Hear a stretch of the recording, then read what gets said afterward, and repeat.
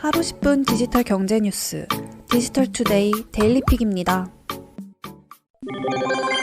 오는 9월 발표 예정인 애플의 차기 스마트폰 아이폰 13 시리즈에 위성통신 기능이 탑재될 수 있다는 예상이 나왔습니다. 대만 현지 언론에 따르면 애플이 아이폰 13 시리즈의 4G와 5G 네트워크 지원에 더해 위성통신 수신 기능을 탑재할 수도 있다고 언급한 것입니다. 위성통신을 이용하면 지구 저궤도 통신위성의 신호를 송수신해 주변의 이동통신 기지국이나 중계기가 없어도 위성통신망을 이용해 통화와 데이터 통신이 가능합니다. 바다 한가운데나 사막, 산간 오지 등에서도 통신이 가능하다는 이점을 제공합니다. 구체적으로 위성통신 신호를 송수신할 수 있는 퀄컴 X60 베이스밴드 칩이 아이폰 13에 탑재될 수 있습니다. 현재 애플과 위성통신망 협력을 진행할 가능성이 가장 높은 업체는 저궤도 위성통신 서비스 업체인 글로벌스타입니다. 스타링크는 자체적인 단말기를 필요로 하지만 글로벌스타는 X60 베이스밴드 칩을 탑재한 단말기에서 데이터 송수신이 가능합니다. 시장 분석가들은 지구 저궤도 위성통신이 중장기면에서 5G에 필적하는 기술 및 서비스 가능성을 지니고 있다고 보고 있습니다. 더불어 애플이 최근 전담팀을 꾸리는 등 아이폰 제품의 위성통신 기능이 탑재될 가능성이 매우 높다고 전망했습니다.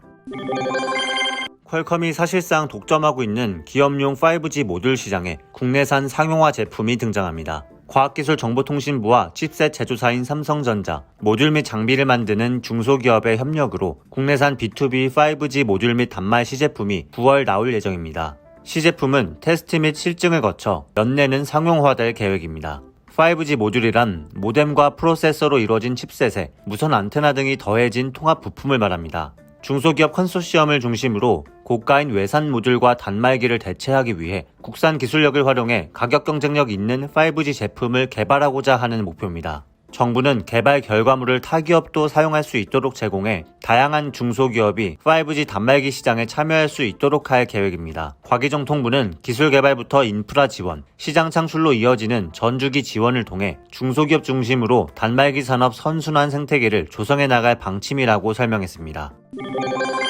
SK텔레콤의 온라인 동영상 서비스 자회사 웨이브가 HBO Max에 이어 MBC 유니버설의 피콕과 제휴를 맺었습니다. 피콕은 MBC 유니버설이 지난해 7월 론칭한 동영상 서비스로 피콕은 MBC 유니버설이 보유한 영화, 드라마 등 2만 시간 분량의 방대한 컨텐츠와 광고 시청을 허용하는 대가로 이용료를 낮춘 점 등을 강점으로 내세우고 있습니다. 넷플릭스에 이어 디즈니 플러스까지 KT와 LG U+가 제휴하는 상황에서 SK텔레콤은 HBO Max와 피콕의 제휴를 통해 맞대응하는 모양새입니다. 업계는 SK텔레콤이 애플TV 플러스까지 제휴를 맺을 것으로 예상하고 있습니다. 지난 6월 박정우 SK텔레콤 사장은 기자 간담회에서 애플TV 플러스 제휴는 가시화되고 있고 HBO도 마찬가지다. 재차 이야기해도 될 것이라고 언급한 적이 있습니다. 애플TV 플러스의 경우 2019년 11월 1일 북미 포함 100여 개 국가에서 출시된 애플의 OTT 서비스로 현재 한국에서는 서비스되지 않습니다. 애플TV 플러스 월 요금은 비교적 저렴한 4.99달러로 운영 중이며 추가 요금 없이 모든 이용자가 4K HDR 콘텐츠를 이용할 수 있습니다. 또한 타사 서비스와 달리 모든 계정에 6명 가족 공유가 지원되며 광고는 전혀 존재하지 않습니다. 일본 전자상거래 시장 1위 기업인 라쿠텐 그룹이 오는 2022년부터 대체불가 토큰 사업에 진출할 계획입니다. 라쿠텐 쇼핑몰 등 전자상거래는 물론 이동통신, 금융서비스 등 최근 적극적으로 사업 영역을 넓히고 있는 라쿠텐은 블록체인 시장에도 적극적인 모습을 보이고 있습니다. 라쿠텐은 2019년부터 라쿠텐 쇼핑 포인트에 블록체인 기술을 적용하기도 했습니다. 최근에는 대체불가 토큰으로 불리는 NFT 시장 진출을 결정해 NFT 전담부서를 신설하고 관련 콘텐츠 및 영업, 법무, 제휴 등 인력 확충에 나선 것으로 알려졌습니다. 라쿠텐은 내년인 2022년부터 본격적인 NFT 사업에 나선다는 계획입니다. 구체적인 사업 계획은 알려지지 않았지만 NFT 상품 기획과 제작, 조달을 통한 NFT 전문 마켓플레이스 구축이 핵심 사업으로 추정됩니다. 라쿠텐은 지난 4월 블록체인 기업 칠리즈와 제휴, 또 스포츠 팬 토큰 사업에도 진출하는 등 스포츠 관련 NFT 시장 개척에도 나설 것으로 보입니다.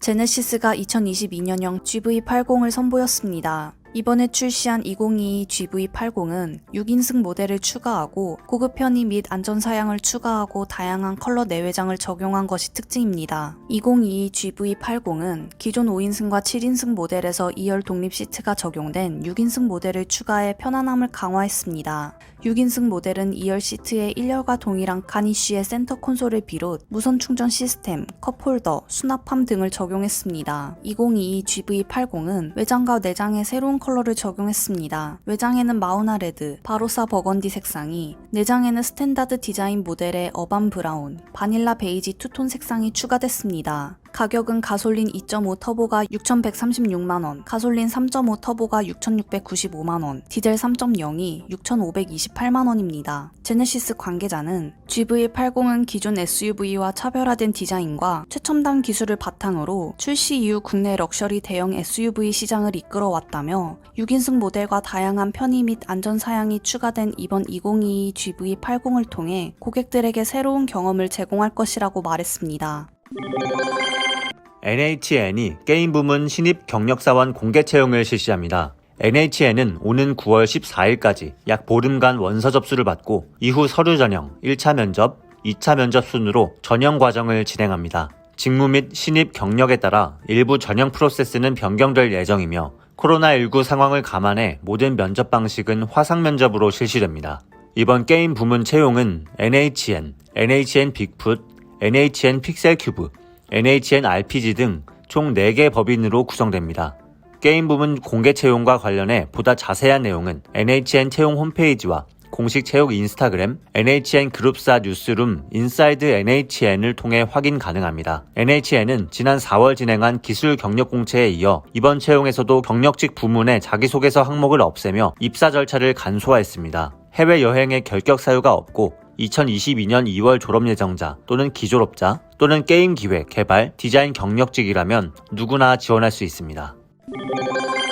홍남기 부총리가 연내에 전기, 수소차 배터리 등 무상수리 의무 기간을 2년, 4만 킬로미터에서 3년, 6만 킬로미터로 확대할 계획이라고 밝혔습니다. 홍 부총리는 서울정부청사에서 진행한 혁신성장 빅3 추진회의에서 미래차 검사, 정비 인프라 확충 및 전문 인력 양성 방안을 논의했습니다. 이어 정비업 시설 기준 완화, 검사 장비 보급 등을 통해 2025년까지 전기차 정비소 3,300개, 수소차 검사소 26개 이상을 구축하겠다고 말했습니다. 전문대 자동차학과 교육과정 미래 중심 전환, 기존 정비 책임자 정기 교육 의무화 등으로 2024년까지 4만 6천 명의 미래차 검사, 정비 인력을 육성할 계획도 세웠습니다. 홍 부총리는 공공 인프라를 활용한 센서 시제품 제작을 지원하고 K센서 글로벌 전담팀 신설 등을 통해 해외 진출도 적극적으로 지원할 것이라고 강조했습니다. 또 반도체, 미래차, 바이오 산업 관련 예산을 내년도 예산안에 올해보다 43% 늘어난 6조 3천억 원을 반영해 획기적으로 확대하겠다고 밝혔습니다.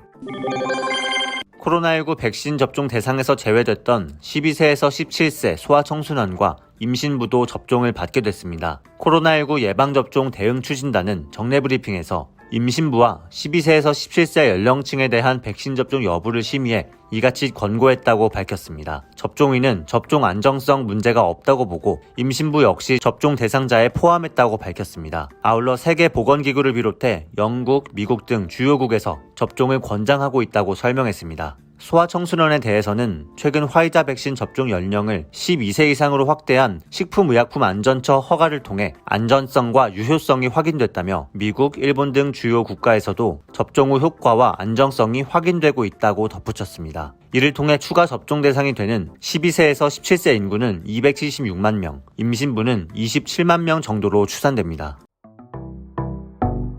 행복한 하루 디지털투데이였습니다.